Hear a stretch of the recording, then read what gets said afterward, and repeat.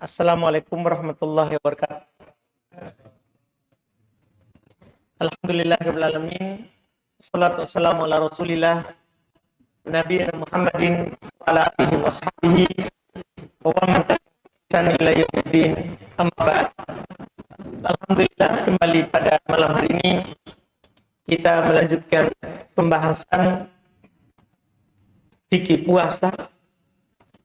Di pertemuan terakhir kita sudah melihat hilal, dan kalau tidak terlihat hilal kita genapkan Sya'ban menjadi 30. Dan ada satu masalah di pembahasan jika tidak terlihat hilal di 30 Sya'ban, itu hari 29 malam 30. Jika dilihat hilal maka puasa. Tapi jika tidak terlihat hilal maka kita tidak berpuasa dengan alasan mendung. Berarti besok adalah hari yang meragukan. Bisa saja hilal terbit tapi mendung. Ini yang disebut oleh para ulama dengan istilah yaumus syak, hari yang diragukan. Karena ini setiap tahun dipastikan seperti itu, kita pasti ragu itu besok. Apalagi nanti kita dengar berita bahwa negara lain lihat. Muncul keraguan kita.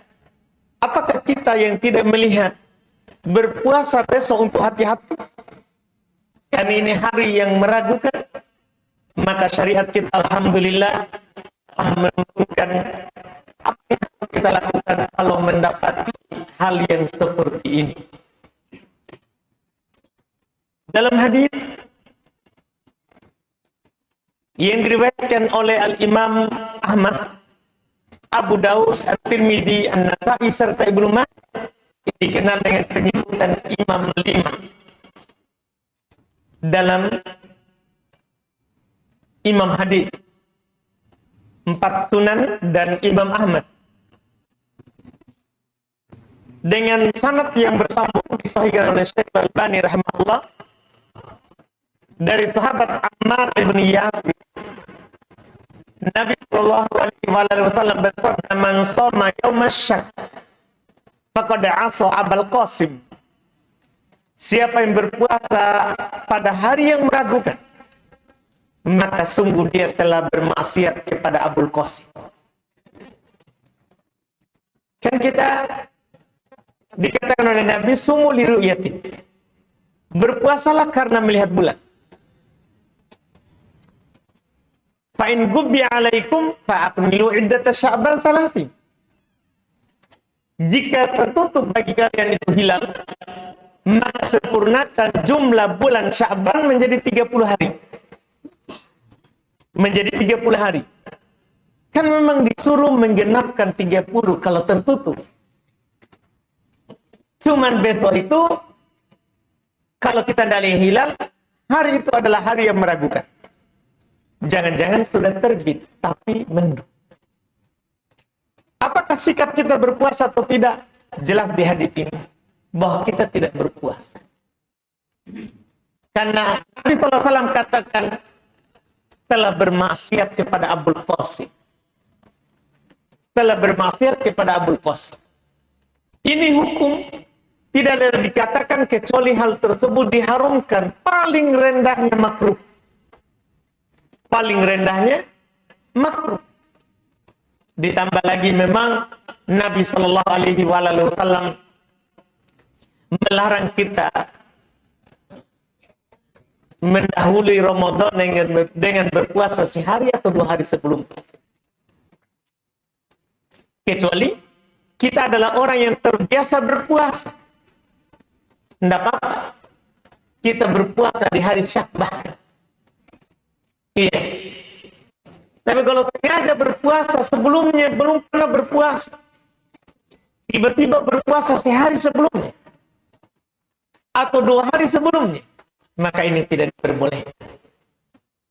Kata Nabi sallallahu alaihi wasallam dalam hadis riwayat Imam Al-Bukhari dan Imam Muslim, "La taqaddamu Ramadan bi shaumi yaumin wala yaumain illa rajulun kana yasumu sauman falyasumhu. Janganlah larangan menunjukkan haram.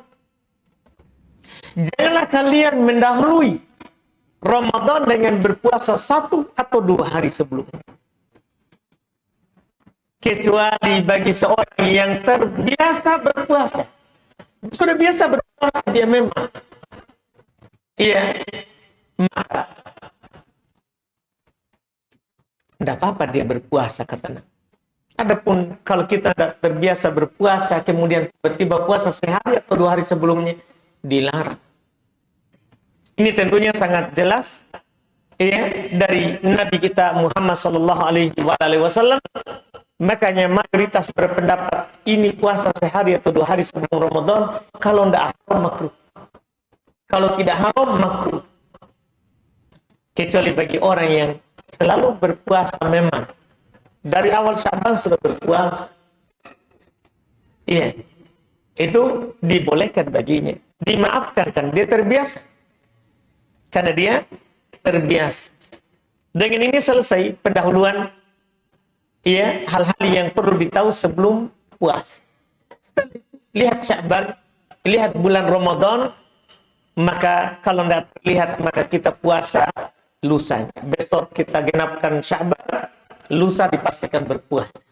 Karena bulan tidak ada 31. Maka ada hal-hal yang perlu kita ketahui. Pertama, niat.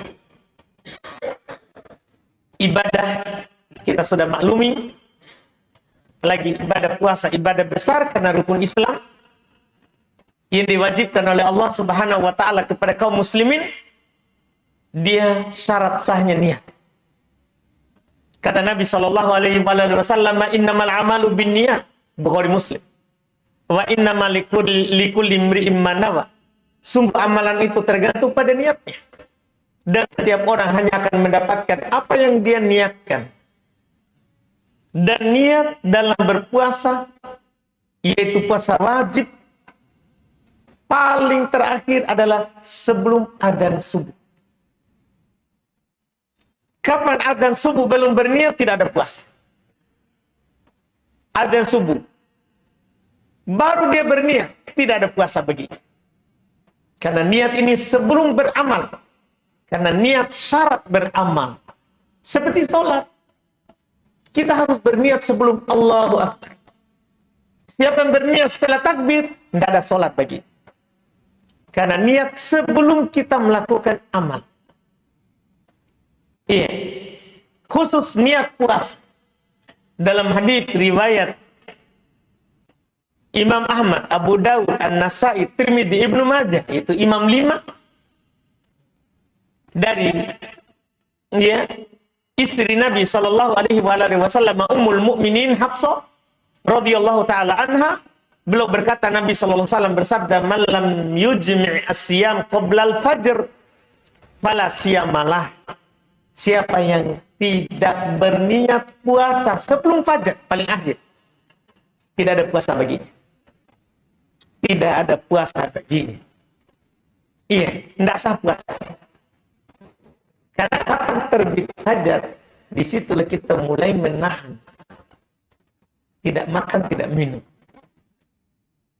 Berarti disitulah mulai puasa. Di situ awalnya. Di situ awalnya.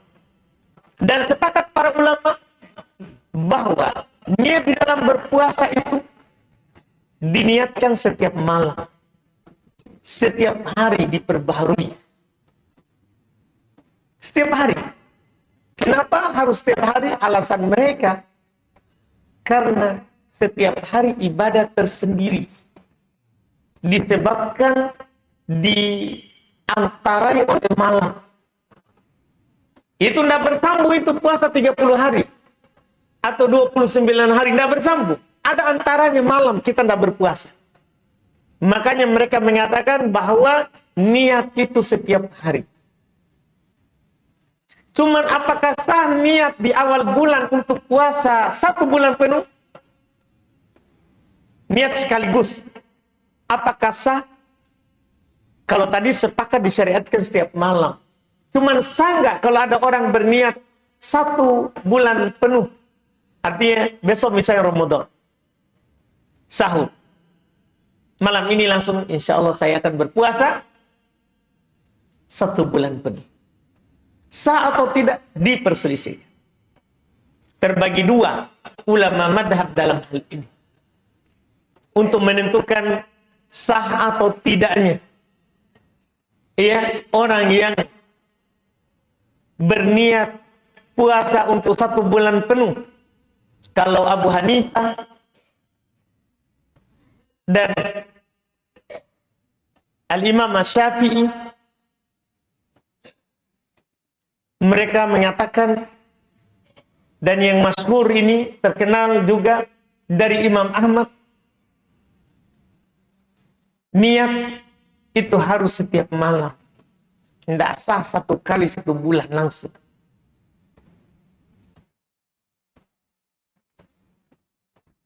Di sana lagi pendapat kedua, Imam Malik, Imam Ahmad dalam satu riwayat, sah berniat 1 bulan penuh.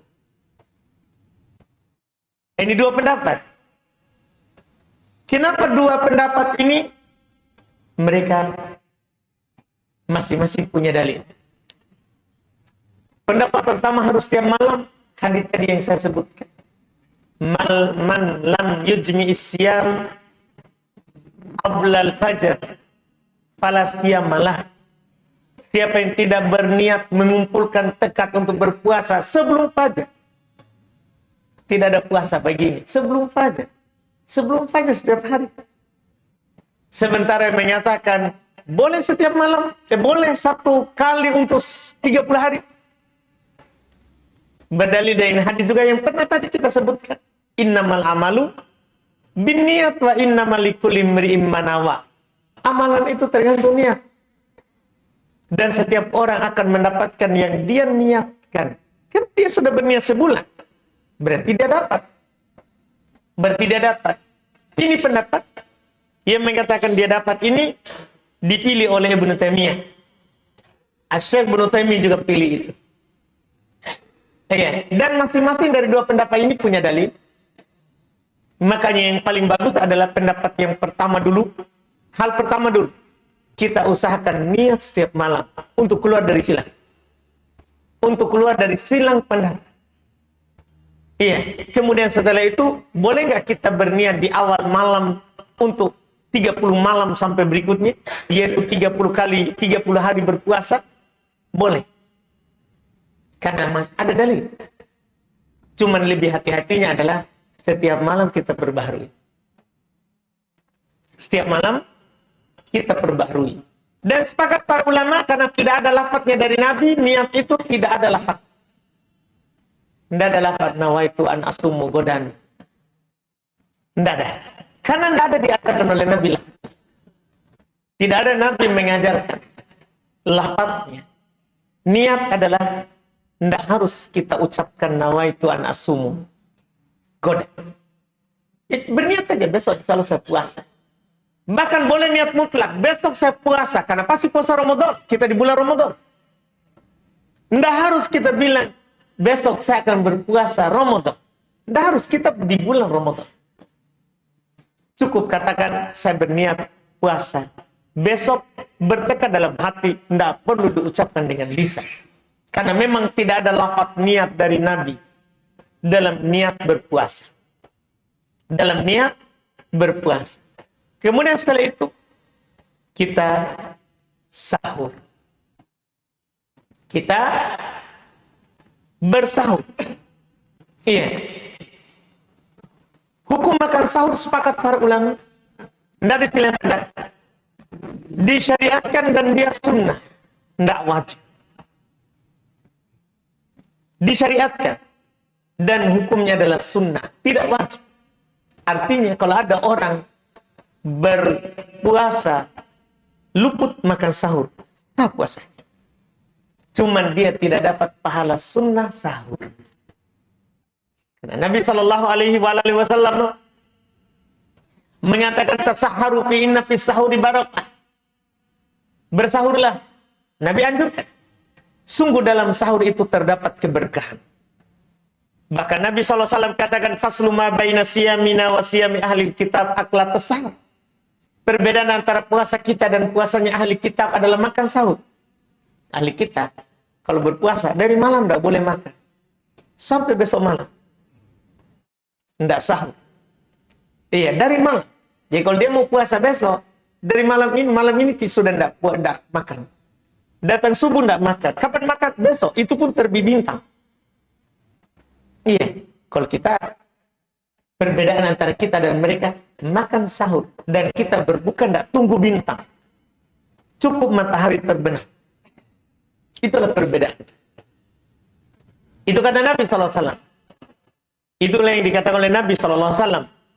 Iya, kita dianjurkan makan sahur. Dan apa yang dimakan atau diminum, baru dikatakan kita makan sahur.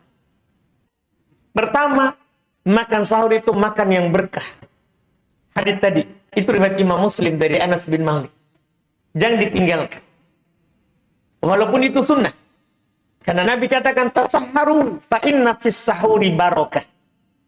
Makan sahurlah, karena dalam makan sahur itu adalah berkah. Makan sahur, itu ada keberkahan. Itu anjuran. Tapi makan apa baru dikatakan kita telah makan sahur? Iya. Baru dikatakan kita makan sahur. Maka ada dua hadis di sini dari Nabi Shallallahu Alaihi Wasallam terkait dengan makan dan minum. Dan dah harus makan dan minum baru dikatakan kita telah makan sahur. Makan saja sudah makan sahur, atau minum saja sudah makan sahur. Dalam hadis yang diriwayatkan oleh Imam Ahmad, disahihkan oleh Syekh Al-Albani rahimahullah dari Abu Sa'id Al-Khudri, kata Nabi sallallahu alaihi wasallam, as-sahur akluhu barakah, fala tad'uhu walau ayyajra'a ahadukum jur'atan min ma. Makan sahur itu adalah makan berkah. Jangan kamu tinggalkan. Walaupun salah seorang dari kalian meneguk seteguk air. Jelas sekali dalam hadis ini, seteguk air yang kita minum sudah dikatakan sahur. Sudah dikatakan sahur. Ini terkait dengan minuman. Makanan.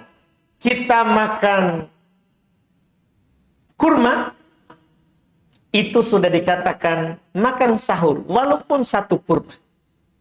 Ini dalam hadits Ibnu Hibban, riwayat Ibnu Hibban dan Al-Baihaqi, yang disahihkan juga oleh Syekh Al-Albani rahimahullah dari Abu Hurairah. Beliau berkata, nikmat sahur at-tamar. Senikmat-nikmat makan sahur kurma. Kita biasa kalau buka baru cari kurma. Itu pun kalau cari. Sebagai kita enggak, lebih utama jalan kota ya. Iya. Tidak diragukan bahwa kalau berbuka, Nabi berbuka dengan rutop. Kalau tidak ada, maka dengan kurma. Kalau tidak ada, maka belum minum air. Kemudian belum pergi sholat maghrib. Pulang sholat maghrib baru makan yang lain. Bukanya ya, tapi itu masalah buka. Ini sahur dulu kita urus. Ternyata dimakan sahur sebaik-baik yang kita makan dalam sahur kurma. Adalah makan kurma. Iya, ini harus kita pahami. Hadits ini sahih menurut Syekh Al-Albani dalam riwayat Imam Al-Baihaqi dan Ibnu Hibban. Nabi mengatakan nikmat sahur at-tamar. Sebaik-baik senikmat-nikmat makan sahur adalah kurma. Adalah kurma. Dari sini terdapat gambar dari Nabi SAW. Siapa yang makan kurma, itu sudah dikatakan sahur. Sudah dikatakan sahur. Iya. Ini dengan melakukannya, maka kita telah mendapatkan keberkahan. Telah mendapatkan keberkahan. Kemudian setelah itu, iya, kapan kita makan sahur? Ada hadis dari Nabi Sallallahu Alaihi Wasallam digambarkan oleh Amr ibn Maimun. Amr ibn Maimun dalam riwayat Al-Imam Al-Baihaqi, beliau berkata, kana ashabu, ini seorang tabi'in, kana ashabu Muhammadin sallallahu alaihi wasallam ajalan nasi iftaran wa abta'ahum sahura. Para sahabat Nabi sallallahu alaihi wasallam adalah orang yang paling bersegera dalam berbuka. Kalau adzan langsung berbuka. Wa abta'ahum sahura, dan paling lambat sahurnya. Paling lambat sahurnya. Ini para sahabat. Iya. Dari sahabat Nabi sallallahu alaihi wasallam. Mereka kalau berbuka cepat dan kalau bersahur lambat. Lambatnya bagaimana? Maka digambarkan dalam hadits riwayat Imam Al-Bukhari dan Imam Muslim dari sahabat Zaid bin Thabit yang makan sahur bersama Nabi. Kata beliau, tasaharna ma'an Nabi. Kami pernah makan sahur bersama Nabi. Ini untuk mengetahui sahurnya Nabi. Penukilan sahabat dari Zaid bin Thabit. Tasaharna ma'an Nabi, kami bersahur bersama Nabi. Tsumma qama ila shalah. Kemudian setelah itu berdiri untuk melakukan salat. Qultu, maka saya bertanya, kam kana bainal adzan was sahur? Berapa antara adzan dan makan sahurnya Nabi? Berapa jaraknya antara Nabi makan sahur kemudian adzan? Berapa jarak? Qala, beliau berkata, qadru khamsina ayat. Kadar 50 ayat dibaca. Kadar 50 ayat dibaca. Itu jarak. Itu jarak. 50 ayat dibaca. Iya. Ini gambaran. 50 ayat seperti surah apa itu? Surah An-Naba berapa ayat? 40. Yakinnya? Iya, itu 40 berarti tambah 10. Iya, tambah 10 itu kadarnya. Artinya mendekati adzan. Sahurnya. Ini penukilan dari Zaid bin Thabit. Beda kita sudah bukan lagi 50 ayat, bahkan sempat kita tidur bangun lagi. Belum adzan. Ditambah lagi kita ini di Makassar ya. Bah, jam 2 sudah jam 2 jam 1 ya. Sudah ribut jalan. Iya. Ini tentunya menyelisih sunnah Nabi kita Muhammad SAW.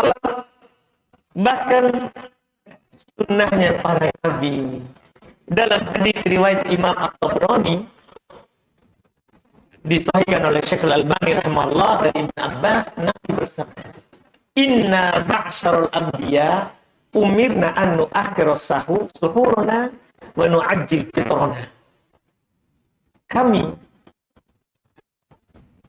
ya para nabi diperintahkan untuk mengakhirkan sahur dan menyegerakan buka. Kami para nabi, sunnah para nabi, kita akhirkan sahur dan kita segerakan berbuka. Iya. Ini yang disebutkan dari Nabi Sallallahu Alaihi Wasallam terkait dengan sahur. Ada dalam hadis lagi lebih jelas. Riwayat Imam Abu Daud, tadi kan riwayat Imam Bukhari, Imam Muslim. Iya.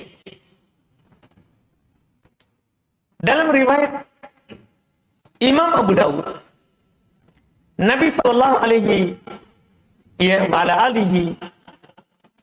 Wasallam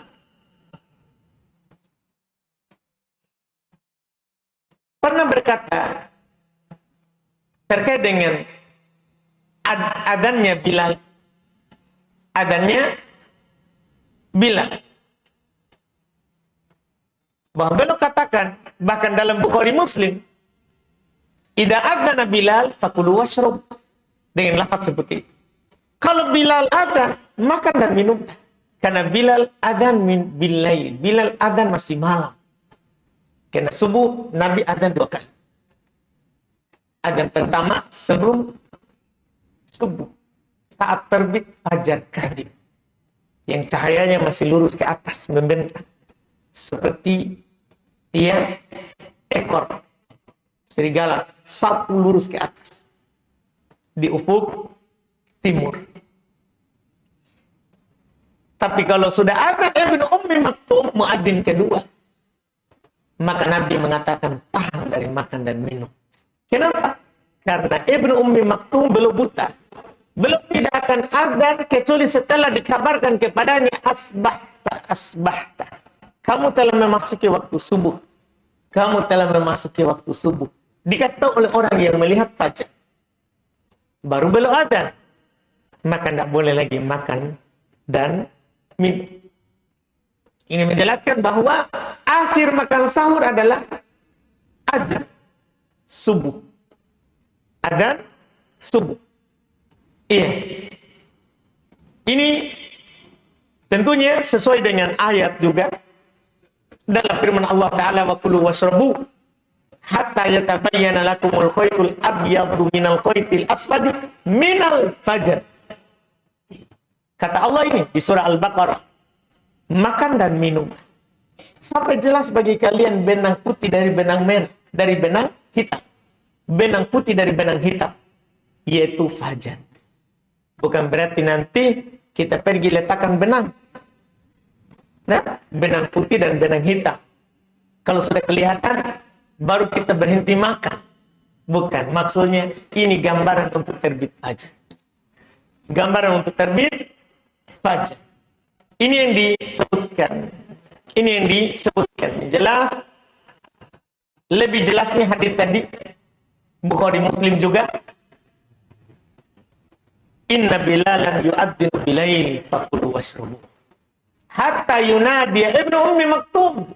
Sungguh Bilal itu adzan di malam hari. Makan dan minumlah sampai Ibnu Ummi Maktum adzan. Sampai Ibnu Ummi Maktum adzan. Dan tidak ada waktu imsak. Tidak ada waktu imsak. Iya. Mungkin paham kita waktu imsak ya? Tidak ada waktu menahan sebelum adzan. Tidak ada, makan saja selama muadzin belum ada. Selama fajar belum terbit. Selama fajar belum terbit. Ini disebutkan oleh Nabi Sallallahu Alaihi Wasallam. Kemudian setelah itu kita tahan mulai dari terbit fajar sampai terbenam matahari. Kita tahan dari pembatal-pembatal puasa. Nanti itu kita akhirkan pembatal puasa. Setelah itu kita sahur, kita berbuka. Malam ini sampai berbuka karena daerah kita sahur baru kita berbuka. Iya. Malam ini langsung berbuka. Kalau pembatal di antaranya nanti kita ambil insya Allah. Setelah itu kita berbuka. Berbuka puasa. Kita dalam puasa tidak boleh wisol. Tidak boleh tidak berbuka. Tidak boleh. Dalam hadis Nabi SAW riwayat Imam Al-Bukhari dan Imam Muslim dari Aisyah radhiyallahu taala anha, Rasulullah SAW anil wisol.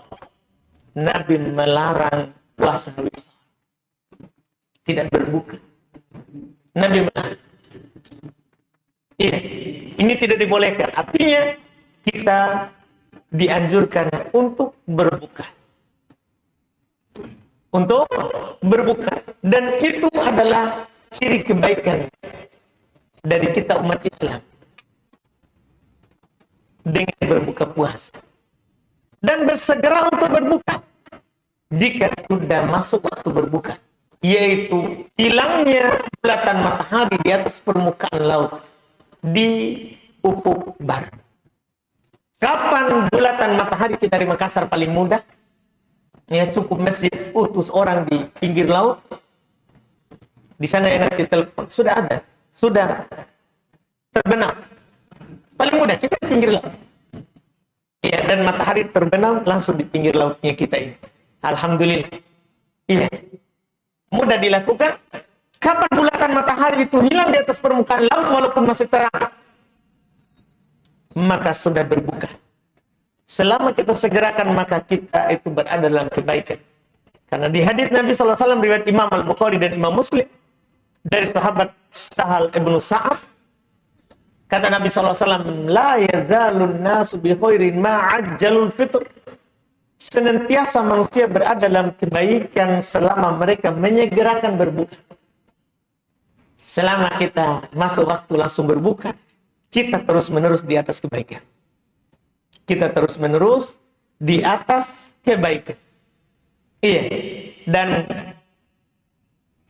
kita di dalam berbuka, ya, dianjurkan berbuka dengan rutop kalau ada. Kalau tidak ada, maka dengan kurma. Kalau tidak ada, maka dengan minum air. Baru kita pergi sholat. Sholat maghrib. Jangan makan nasi, ikan bolu, ayam. Maghrib sedikit waktu. Maghrib sedikit waktu. Iya. Syekh Utsaimin rahimahullah setelah beliau teliti, 30 menit sudah keluar. Sudah keluar. Makanya dinukil oleh Anas, karena Rasulullah sallallahu alaihi wasallam yuftiru ala rutabat qabla ayyusalliya. Nabi sallallahu alaihi wasallam berbuka dengan rutop sebelum salat. Rutop saja. Fa illam takun, ini pelayannya Nabi berkata ini. Kalau tidak ada rutop, fa'ala tamrat, maka Nabi berbuka dengan kurma. Kurma yang paling banyak kita dapat. Fa'ilam takut, kalau tidak ada hasa-hasayatin min ma, maka beliau meneguk, ya, dengan beberapa teguk air. Baru beliau sholat. Baru beliau sholat. Ini Nabi Sallallahu Alaihi Wasallam dinukil oleh pelayannya Anas ibnu Malik radhiyallahu taala anhu. Dan yang ada juga di fikih madhab, di buku-buku madhab, kalau tidak ada air boleh. Kalau tidak ada kurma, maka boleh dengan hal-hal yang menggantikan kurma, yang sama dengan, yaitu kurma itu berbuka dengannya karena dia manis. Iya, maka boleh, kata para ulama madhab, kita kalau tidak punya kurma, berbuka dengan yang manis-manis. Yang jelas jalan kote tidak masuk, ya. Iya, bakwan tidak masuk karena tidak manis. Tidak manis. Iya. Cuman kalau ada orang makan, mubah. Cuman sunnahnya begitu. Jangan sampai nanti harum. Tidak harum ini. Cuman yang sunnah. Yang sunnahnya adalah dengan rutop kalau punya. Kalau tidak punya dengan kurma. Kalau tidak punya air. Dan dalam fikih madhab, boleh diganti dengan yang manis-manis. Itu diperbolehkan. Dan kita setelah itu, ya, jangan lupa untuk mengingat bahwa dalam buka puasa ada anjuran memberi buka puasa. Itu jangan dilupakan. Iya.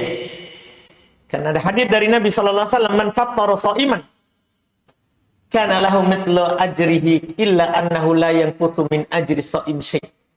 Siapa memberi buka orang puasa, memberi makan orang puasa, maka baginya pahala seperti pahala orang yang berpuasa. Hanya saja dia tidak mengurangi pahala orang berpuasa itu sedikit. Makanya kadang datang Ramadan, ada orang berpuasa bukan 30 hari. Bisa saja dia 60 hari. Pahalanya bisa saja kelipatannya banyak karena dia beri buka puasa. Karena dia dapat pahala orang yang berbuka puasa. Ini keutamaan Allah berikan kepada siapa yang Allah kehendaki. Yang mampu memberi buka puasa. Yang mampu memberi buka puasa. Kemudian adapun makanan setelah maghrib, maka itu adalah kulu washrabu, makan dan minum. Iya, cuman ingat wala tusrifu, itu saja. Jangan berlebihan. Jangan berlebihan. Sisakan juga untuk napas sepertiga. Yang sampai sebentar Isya tinggal bersandar, mami. Iya. Tidak mampu lagi sholat. Enggak, dipikirkan juga itu. Iya, dipikirkan juga itu. Kemudian bagi orang yang diberi buka, diberi makan, jangan lupakan yang memberi buka puasa. Nabi SAW mengingatkan, man sona ilaikum ma'rufan fakafi'u, fa illam tajidu ma tukafi'unahu fad'u lahu. Siapa yang berbuat baik kepada kalian, balas. Jika kalian tidak dapat apa yang kalian bisa balaskan, dia kasih kita buka puasa, kita juga, tapi kita tidak bisa kasih juga buka seperti dia kasih kita. Fa illam tajidu ma tukafi'unah, kalau kalian tidak dapat apa yang kalian balas dengannya, pada ulah, doakan kebaikan untuknya. Di antara doa yang diajarkan oleh Nabi, Allahumma at'im man at'amani wa aski man asqani. Ya Allah, beri makan orang yang beri saya makan, beri minum orang yang beri saya minum. Ini hadis Muslim, riwayat Imam Muslim. Iya, dari sahabat Al-Miqdad. Ada juga doa lain, riwayat Muslim juga dari Abdullah ibnu Busr dengan bacaan Allahumma barik lahum fima razaqtahum waghfir lahum warhamhum. Ya Allah, berkahilah mereka pada apa yang kau rezekikan kepada mereka. Ampuni mereka dan rahmati mereka. Ini juga doa sahih. Adapun doa buka ini penutup pembahasan. Ya. Di lafaz-lafaz doa buka banyak. Sebelum kita singgung doa bukanya, perlu kita tahu bahwa doanya sebelum berbuka itu ada doa mustajab. Sebagaimana dalam hadis Nabi sallallahu alaihi wasallam. Inna lis-shaim inda fitrihi la da'watun maturah. Bagi orang yang berpuasa ketika dia berbuka, ada doa yang tidak akan ditolak. Ada doa yang tidak akan ditolak. Artinya doa ketika seorang mau berbuka, itu doa yang mustajab. Cuman doanya, lafaznya apa? Pertama, kata para ulama, hadis ini umum. Doa apa saja, kebaikan dunia dan kebaikan akhir. Kemudian ada lafaz-lafaz yang dinukil dari Nabi, yang ada di buku-buku fikih puasa ketika berbuka. Di antaranya doa Allahumma laka sumna wa ala rizqika aftarna fataqabbal minna innaka antas samiul alim. Allahumma laka sumna wa ala rizqika aftarna fataqabbal minna innaka antas samiul alim. Ya Allah, hanya untukmu kami berpuasa dan di atas rezekimu kami berbuka. Terimalah dari kami, sungguh engkau maha mendengar lagi maha mengetahui. Ini doa diriwayatkan oleh Al-Imam Ad-Daruqutni, iya, dengan sanad yang lemah, Syekh Albani lemah. Tidak sah. Ada juga Allahumma laka sumtu, hadis sumna. Ada juga doa Allahumma laka sumtu wa ala rizqika aftartu. Ini riwayat Imam Abu Dawud dan Syekh Albani lemah. Ada juga doa bismillah Allahumma laka sumtu, ada bismillah. Bismillah Allahumma laka sumtu wa ala rizqika aftartu. Ini riwayat Imam At-Tabrani dan dilemahkan juga oleh Syekh Albani. Iya, dilemahkan juga oleh Syekh Albani rahimahullah. Doa itu tidak ada sanad yang sahih. Yang paling penting adalah ada riwayat, iya, dalam riwayat Imam Abu Daud dengan bacaan yang dinukil oleh Ibnu Umar, ucapan dhahabat dhama'u wa batalatil uruq wa thabatal ajru insyaallah. Ini paling mendingnya. Dhahabat dhama'u, telah hilang dahaga. Wa batalatil uruq, telah basah tenggorokan. Wa thabatal ajru insyaallah, dan tetap pahala insyaallah. Ini paling mending sanadnya. Walaupun ada juga ulama yang mempermasalahkan ini. Artinya, doa yang dibaca saat berbuka, semua dibicarakan sanadnya. Yang sahih adalah hanya ucapan bahwa ketika berbuka ada doa yang mustajab. Apa doanya? Lafadznya. Kalau kita melafadzkan lafadz-lafadz tadi tidak masalah. Apa kita bilang Allahumma laka sumtu, tidak ada masalah. Kalau kita berdoa dengan itu, cuman sanatnya dhaif. Dan boleh kita ganti dengan doa-doa yang lain. Bahkan boleh kita berbahasa Indonesia, berbahasa Makassar. Iya, karena kalau kita terbatas pada lafadz tadi, hanya itu yang kita baca. Padahal di situ dibuka doa kebaikan dunia dan kebaikan apa? Akhirat. Dengan ini selesai untuk puasa. Setelahnya adalah hal-hal yang membatalkan atau yang tidak membatalkan puasa. Masih ada waktu, Pak? Lagi 3 menit. Bah. Tapi kita 3 menit. Oh, 4 ini. Iya. Ada 4 ya, gerakan lebih dipercaya daripada ucapan ini ya. Silakan kalau ada pertanyaan. Ya, silakan. Langsung aja, Pak. Langsung saja. Silakan. Saya kasih cara gitu.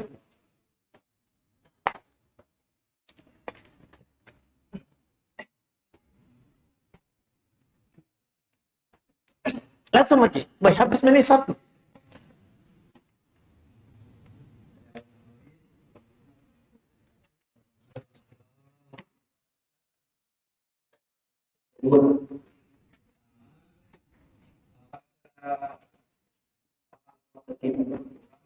Makanya kita ada sholat tapi.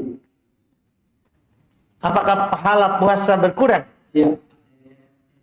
Apabila malamnya kita nggak sholat tapi, apakah itu golongan atau tidak? Baik, tidak berkurang, Pak. Tidak berkurang. Sholat sunnah, kata? Tidak berkurang pahala puasanya. Cuman kita tidak dapat pahala sholat malam. Sholat tarawih. Ya, cuman puasanya sah dan tidak berkurang.